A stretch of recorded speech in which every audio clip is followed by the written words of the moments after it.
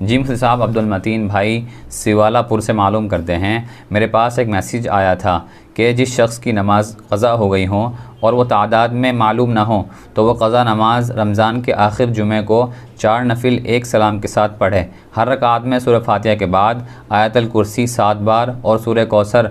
15 بار پڑھے۔ اگر 700 سال کی نمازیں بھی قضا ہوئی ہوں گی تو اس کا کفارے کے لیے یہ نماز کافی ہے، کیا یہ بات درست ہے؟ وضاحت فرمائیے۔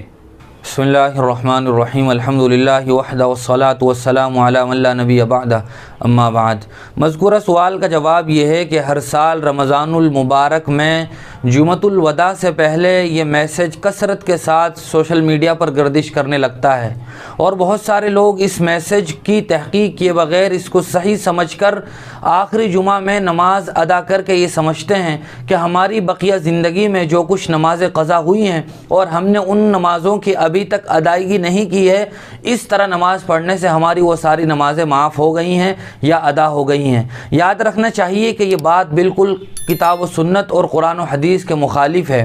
حضور اکرم صلی اللہ علیہ وسلم کی ایک حدیث ہے جس میں آپ نے فرمایا کہ اگر کوئی آدمی نماز کے وقت سویا رہ جائے یا نماز پڑھنا بھول جائے تو اسے چاہیے کہ جیسے یاد آئے یا وہ نیند سے بیدار ہو تو اپنی نماز کو ادا کر لے۔ اس حدیث سے یہ بات واضح طور پر معلوم ہوتی ہے کہ کسی نماز کی کوئی قضا نہیں ہے اس وقت تک جب تک کہ اس نماز کو ادا نہ کر لیا جائے۔ اسی لیے قضائے عمری کا مستقل ایک حکم فقہا نے کتابوں میں لکھا ہے، اس کا طریقہ بیان کیا ہے، اس کے مستقل مسائل بیان کیے ہیں کہ اگر کسی آدمی کی 1 سال کی، 2 سال کی، 5 سال کی، جتنے بھی دنوں کی نمازیں قضا ہو گئی ہوں اور وہ چاہتا ہے کہ میں اپنے مرنے سے پہلے اپنی ان بقیہ نمازوں کی قضا کر لوں تو ان نمازوں کی الگ الگ ایک ایک نماز کی قضا کرنی ہوگی۔